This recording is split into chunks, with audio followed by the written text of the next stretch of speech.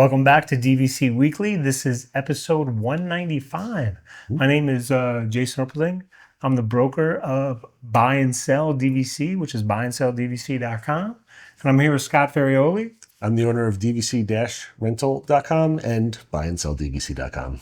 And today is October 30th, 2024, which means the 11th month window is September 30th and the 7th month window is May 30th. So we're going to start right on to the buy and sell side of things.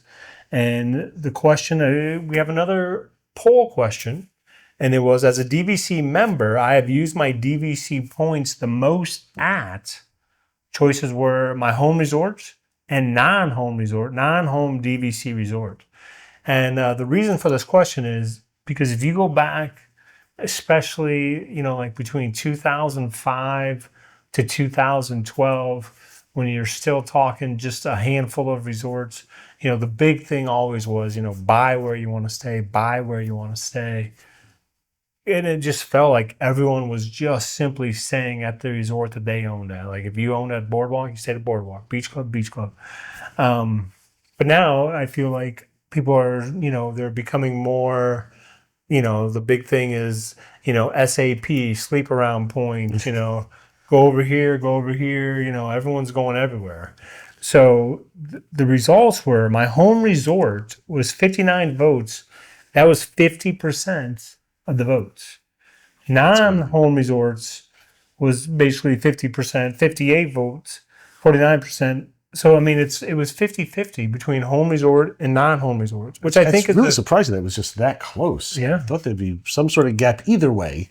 I thought that was a good sign, though, because that just goes, back to the flexibility with DVC and that, don't get too tied up in saying, well, I need to check out this resort because I want to check out the decor. I want to check out, the pool slide or something, because you don't want because you may just end up hopping around and then you're here, there, and all of a sudden all the resorts start blending together almost. Check out the pool slide. Who does that sound like? This is Mr. Pool Slide right here. Well, I'm just saying, like each resort is so unique in all their features and amenities. And even if you go back to are you driving a car, or where are you going to park your car? Like at Kidani, you can just park it underneath your villa. At Jumbo, it's way out in the, I use this expression, way out in the parking lot. So, but you land, it's so much bouncing around, which that's what I love about I just love this product because of how flexible it is, and you can check in any day of the week. I hope you understand, we're not real sales guys. Jason obviously is the broker for the company, but we all own DVC and we love using our DVC points. We've owned for many years. It's not like, we're just trying to sell something to you. This is stuff that we really enjoy and that our family has partaken in for a long time so far. And we love this product. That's why we do the show also, because we enjoy talking about Disney.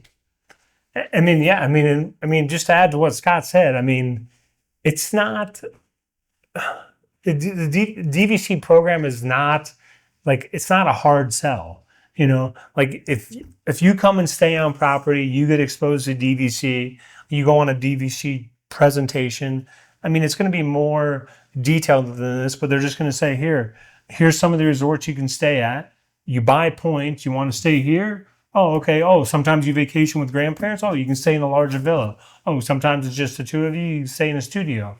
They're just sometimes you want to go to Europe. You can use them for Europe. That's and they're not going to push you hard on it. Yeah. It's going to be relatively easy. And okay, are you interested in buying? No, okay.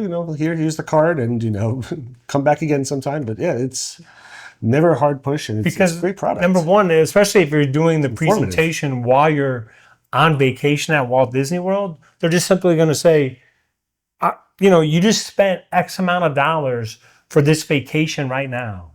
And, you were here 2 years ago and you spent X amount of dollars for that. Did you get anything back from that? No? Okay, well, that same money that you're using for your vacation, you can just put it into the vacation club and then start to do all this stuff. You're just spending the same money. It's not new money. They're not going to, to the guy fly fishing in Montana that's never left Montana and trying to get him to buy DVC.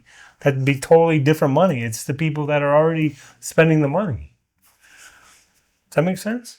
I'm just thinking that I do want to learn how to fly fish sometime. I mean, doesn't that I sound do have a awesome? fly fishing pole. I was reading about it. I was reading a book last night. It was 1,000 things to do when you retire, and one of the things they mentioned about was learning how to fly fish. I think I earmarked that page. Because if you remember Carson Palmer, I'm familiar I with believe Carson Palmer. Carson Palmer has disappeared, and him and his family are like off in Montana, and he's just fly fishing every day. Really? So we got off track here. Let's get back on track. So that's me getting off track. Sorry. So here's some of the responses.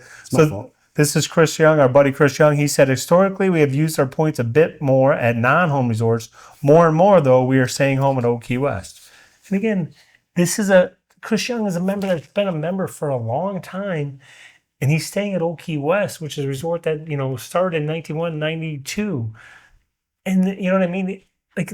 What I'm saying is that Disney keeps these resorts up. It's not like they brushed it off to the side, they built it along. No, they keep refurbishing it, and people still love to stay there.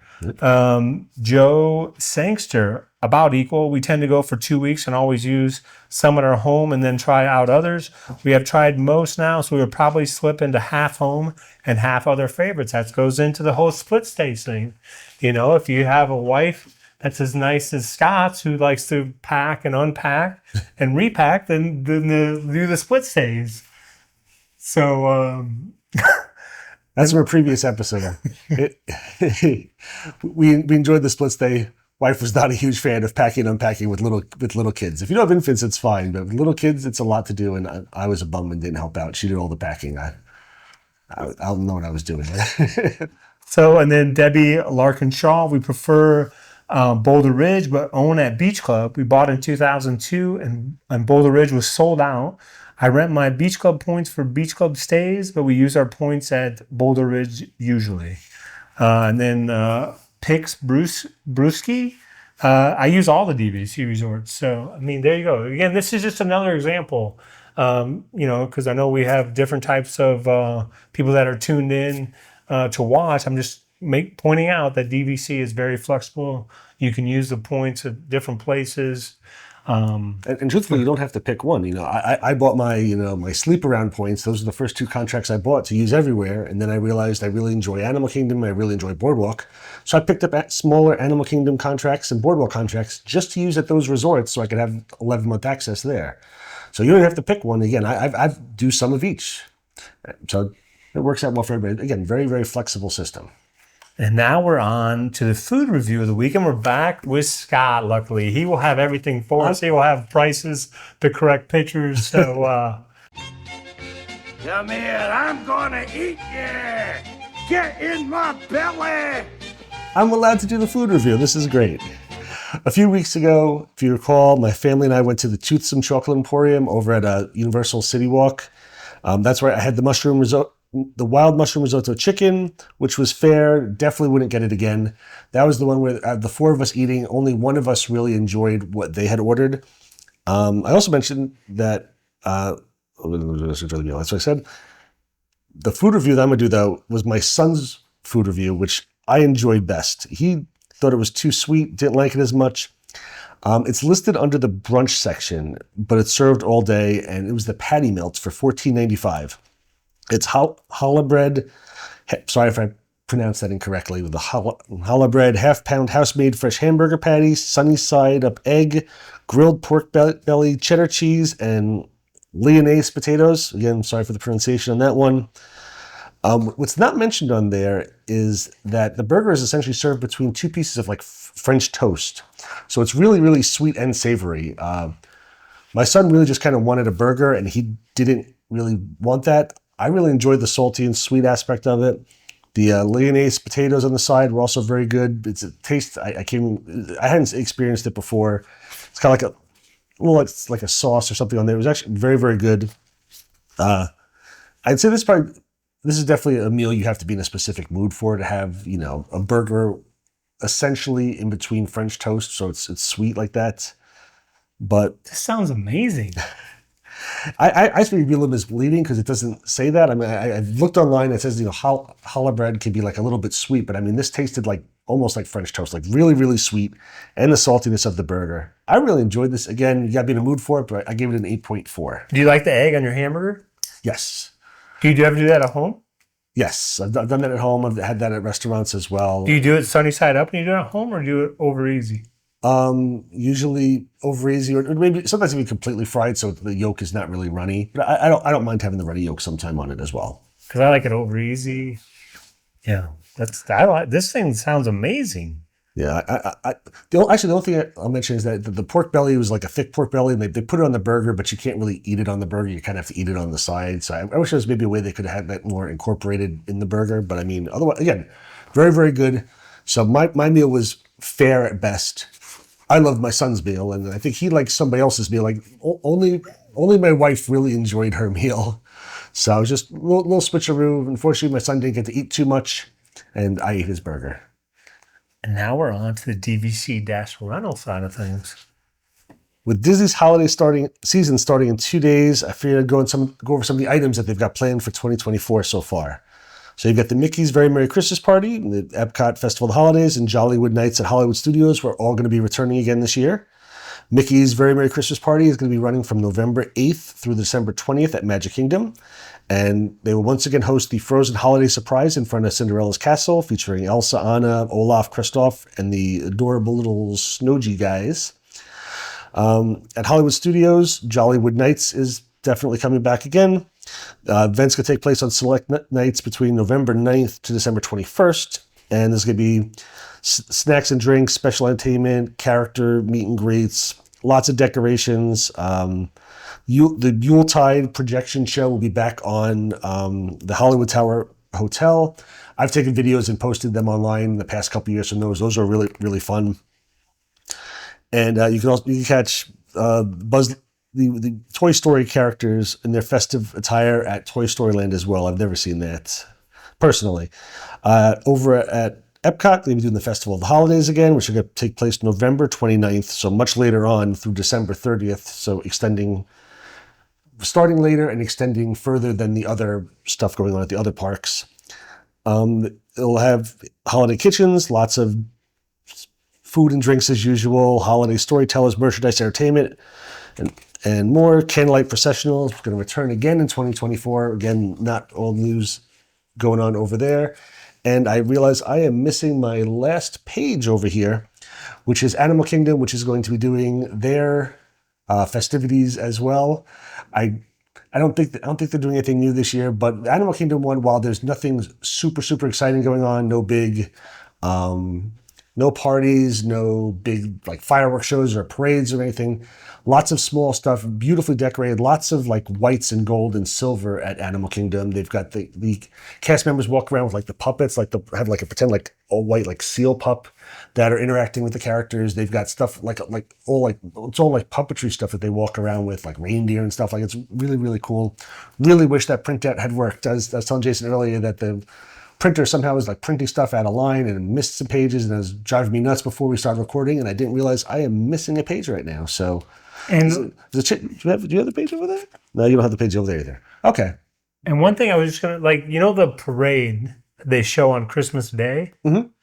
I forget, they don't announce. I mean, hopefully I'm not spoiling anything, but that of course is recorded. Spoiling the illusion, folks. That of course is recorded like normally like November. Or November or December 7th or something? I think they'll typically record a couple times. There's a few they do in November, and they might do something again in December as well. But it's all pre-recorded kind of well in advance. And normally a lot of the stuff, it's mostly just open to cast members. So you'll see people dressed up, they're cast members. But when they record it, I forget, they don't let the public know, like, this is the day we're recording? No, they do. They do? I'm not sure what it is. I don't think Disney doesn't put out a big press release that, hey, we're recording this day. What happens is it leaks out from cast members online that, I'm making this up, that we're going to be recording on November 15th. So, the parks are fully open, so there's guests walking around and stuff. But, a lot of times all the cast members are the ones lining up at the parade. Some guests could possibly get in there as well. But a lot of times it's just cast members, and then the guests don't even know that it's happening. I'd say, the people, some guests in the know do know. Oh, yeah, absolutely. Because they place themselves so they can be on TV, and I thought I recognized you from Splash Mountain thing back in the day.